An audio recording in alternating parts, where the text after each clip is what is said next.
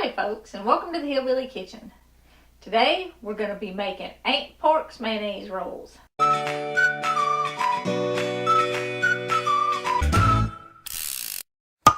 Now, don't cut the video off yet because you hear mayonnaise rolls. Mayonnaise is just basically oil, eggs, and vinegar. And we've already talked about what vinegar does in your bacon on several of these videos. So mayonnaise rolls are really good and they don't taste like mayonnaise. And not only are they really good, but these are a super quick roll.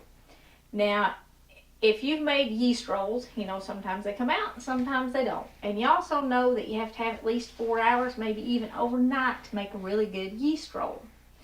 And we've all had those occasions where you got folks over visiting and next thing you know it's dinner time and you go in the kitchen and you realize the only kind of bread you got to serve with dinner is half a loaf of stale sandwich bread, and that's no good when you got company.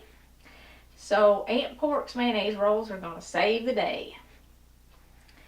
You can make them out of stuff everybody has in their kitchen, and it takes like 2 minutes to mix them or less and 15 minutes to bake them. So I have 1 cup of self-rising flour, and you can double this recipe if you need to. It's going to make 6 rolls, but doubling it's no problem. And if you only have all-purpose flour, you want 1 cup of all-purpose flour, half a tablespoon of baking powder, and 1/4 teaspoon of salt. And then you'll have basically self-rising flour. We've got 3 tablespoons of mayonnaise because these are mayonnaise rolls. And we have a teaspoon of sugar because dinner rolls are supposed to be a little bit sweet. And we've got half a cup of milk, just half a cup of milk for this. Now, like I said, these are quick and simple, so dump everything into your bowl. You don't have to mix these until they are perfectly smooth. You just have to mix them up until they're pretty smooth. You don't want huge lumps, but you don't have to blend them until they look like crepe batter either. Just give them a stir with a spoon. Now, unless you're like me and you slop stuff everywhere, this is pretty much a no-mess recipe. Now, the dough is pretty moist and pretty runny, so you're not going to want to roll this out and form it into rolls. And not only that, rolling it out and forming it into rolls is going to take a lot more time if you try to do that. And the purpose for this is to get you some dinner rolls quick, so you don't have to serve that half loaf of stale bread. You're going to bake these in a muffin tin, and you do want to grease your muffin tins. You can take a little oil on a paper towel and wipe it around in there, or you can spray them with some non-stick stuff. And I got for a long time where I didn't use any of the spray because I don't really trust it, but I've gotten lazy and went back to it. And all you're going to do is divide this evenly among your 6 muffin trays, or muffin cups. Now, like I said, this recipe is super simple to double. You could even cut it in half if you're eating alone or if there's just 2 of you, and just make 3 rolls. It wouldn't be hard at all to cut this recipe in half. And I certainly didn't divide mine very even there, did I? Well, this batch is going to make 5 rolls. It really should make 6 muffin-sized rolls. You don't want to fill them but about halfway full, so I didn't do a very good job dividing mine. Now, here is another tip. Any kind of quick bread that you make, whether it's these rolls, biscuits, pancakes, muffins, anything like that, let it sit for just a minute before you put it in the oven. Now, if this is the only thing you're making in the oven, you want to put them in a preheated 425 degree oven, and you're going to bake them for 15 minutes. If you just let them sit while the oven's preheating, that should be plenty of time. But give them about 15 minutes if you've got 15 minutes. If you don't, of course, you can stick them in the oven just like this. But what that's going to do is it's going to allow them to pre-rise before you put them in the oven. And it's going to make them much lighter and much fluffier. And it will do the same thing if you let your biscuits sit. Let your biscuits pre-rise and they'll be lighter and fluffier. You won't have to throw away that first pan of pancakes if you let your batter sit and rest for 15 minutes before you cook it.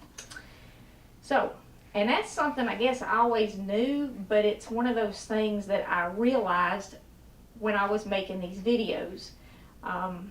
And if you have something that you do that you want to get better at, teach somebody else how to do it. Because when you start teaching somebody else how to do something, then you have to break it down so that you really understand how to do it. You can't explain it to somebody else unless you really understand it. And once you understand the process that you're teaching, you're much better at it yourself. Some of you that have been watching this for a while, you know that Brett and I ran a karate school with our kids for like 10 years in town, and certainly a lot of the local people know that. And when we were teaching karate, once you got to a certain level, you had to teach other people what you knew. And that actually helped you to learn it and remember it better. And this concept of teaching other people, sharing your knowledge, it applies to everything, especially faith. And that's something that I realized, it was like one of those moments of clarity that God gives you. About a week ago, I was answering comments, and somebody was talking about how their faith they were struggling with it. They were struggling it wasn't what it used to be. If you want your faith to be really strong, and if you want your understanding and knowledge of God to grow, and maybe your security and your salvation, share your faith with somebody else. Because when you share it, when you talk about it, when you explain it to somebody else, you really understand it better yourself. And when you understand God and you get to know God better, of course your faith is going to grow. So if you are in need of a faith boost, share your faith with somebody else. So anyway, now we know how to get these to pre-rise. And all of our other quick breads too, just let them sit before you put them in the oven. Like I said, you want to preheat your oven to 425, and this only takes 15 minutes to bake these. You do want to cook them until they are golden brown on the top. They'll definitely be done inside in 15 minutes, but the brown on top really makes them look better and makes them present better. And since you're doing a quick bread, you definitely want it to look as good as possible. Now in 15 minutes, when you take them out of the oven, they're going to be kind of crackly on the top and all nice and brown like this. And you can see how much these rose up. These muffin cups were only about halfway full, and they really rose up high. You want to let them cool for just a minute, not too long, and you can just dump them right out of your muffin pan. They don't really stick because there's nothing sticky in them. You know, it's not like a muffin that's loaded with sugar. Because they only have that teaspoon of sugar in them, they won't really stick. They're not going to come out quite that quick, but just let them sit. Give them, I don't know, 2 or 3 minutes. It doesn't take long, and they'll flip right out of there. And you've got a really fluffy roll. And I do want to show you the center one. Let's see if we can give it a little bit of help. Like I said, in just 2 minutes, they'll flip out of here. And this really isn't necessary, but it does take them. There we go. See, straight out of the oven, they'll come out pretty easy. But look at how soft this is, even on the bottom. It's a really soft, light roll. And like I said, they don't taste like mayonnaise at all. In fact, I make these for Brett when I need something quick for dinner. I'll just make them, you know, just anytime, because you don't have to have a big dinner or a lot of time to make these. Anytime you want a little bread with dinner, you can do these because they are so quick and so easy.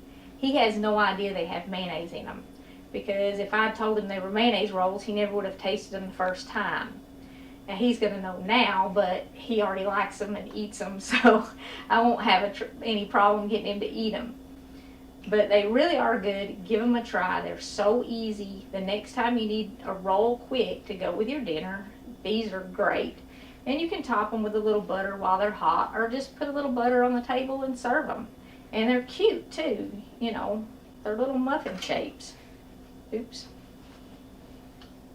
They're not crumbly. I busted that one open while it was hot. And see how good they come out? It's just been a minute, just dumped right out there. But that's all there is to making a really quick, really easy roll to go with your dinner. And it'll impress people that you can pull together a dinner with bread that quick. Thank y'all so much for joining us in Hillbilly Kitchen. If you haven't already, please click like and subscribe before you leave. And until next time, remember to put God first.